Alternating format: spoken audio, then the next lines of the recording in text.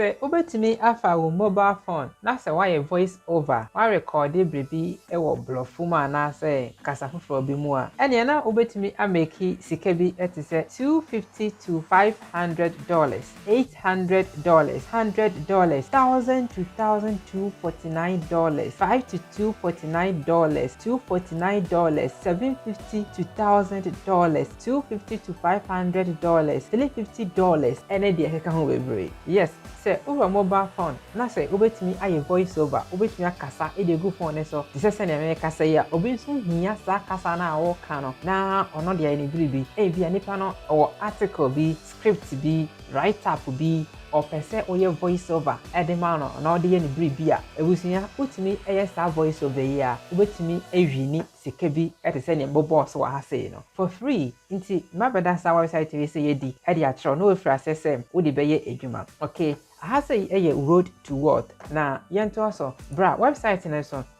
voices.com voices.com.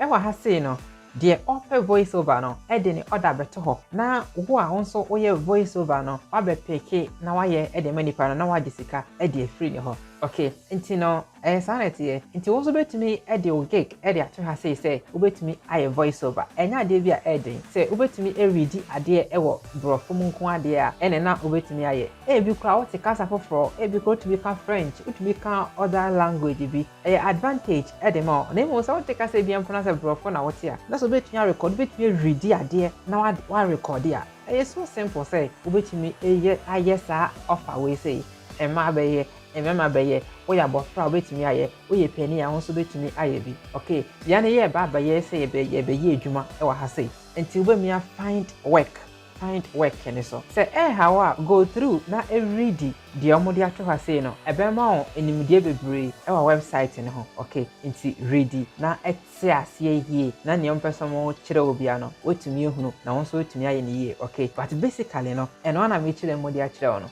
nti me sign up re ne so with the email ebesha ha say na we me continue ne so enti sade a we me continue with the Google no eno ne simple we dey ho na ya direct use we see no am na a redirect do call Google account ni mu na emu de o pese we dey register for account no na wetimi select na o dey assign up on voices.com. Okay, enti say o sign up na we be say say o pese o work as a freelancer and o pese hi obi a obey voice over e dey am o pa cho ye ne pese ya work as a freelancer. Okay, na yen so ye voice over no e dey man for we need microphone we need studio no problem over phone or mobile phone or between a nice recording if I show between use of phone na or the ISR ade we say. Okay, into try like I say on for make money FM free now. So you can say agree to their terms and conditions, you know.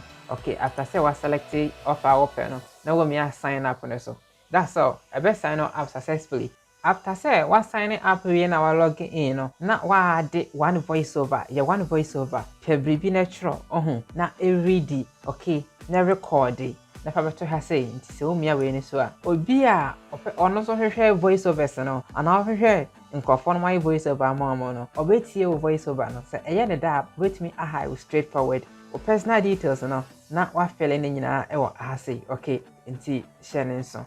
All right, it's no after say we be na our account we say so no but me we say so na wako projects. He's challenged America's enemies and we aye encrofo voice overs a omo aya omo sonso edepe de obe high omo. Okay, nti omo sample voice overs ne bi na wa say no nti obetumi etie say onye good voice over artist a men worry wo de etie omo de na maye ni bi. Okay, ebe boa ama wonya nimdie bi na wonso wo de aye bi te se omodie no anya omodie fefefe mpo a ebetumi aben na wonso no ebetumi nya nkofo a omobe accept wo offer na wo di enye sika e di free ho. Nti political campaign advertisement that voice we say na papa we odi ato ho no anase ni papa no di ato ho no se oye voice over te se ne odi ato ho ma wo a obe charge between $525 at the echo. Okay, and a we so a dynamic voice over for your online ad. Okay, and also $750 in our budget. Okay, obia de eshen ho into the voices ni bi its screen is thinner than ever before. it's lighter than ever before. So how I sounding nti e will be a cartoon voices, be a nkwara voices, be a no into the tete voices ni bi na efa e gather them, okay? Fa gather motivation na also efa ye bi na efenye sika, okay? Se oba jobs na se wumi hiring ne so a won say omo posti office no e dey ato ho nti sa we opo obi obeye voice over ma no obeje no between $250 to $499 nti this offer no nipa 12 na a respond, okay? E was service we say no e be free, even so a paid version. And they say, oh, register. Say, when you say, you see paid version, I know I cost you see paid version. But free version, honomo. Nti media me recommend. They say, I think I will start with beginner. Nti no, for free one, okay. Some of the offers, and I'm more home coins between use free version, and now also they apply. Until they use here, no, for the meantime. Now, so the news can be free, has saying na wotumi upgrade e de akọ enim se ohun offer bi na so ni je ho na so pese won so try bia na womia reply to job no na won so wakọ contest mi na akoye voice over no na wa submit de amanipa ko na ohwehwe no oye lucky na so fa voice over na wetua waka nti sa na ekwa nti bo hu se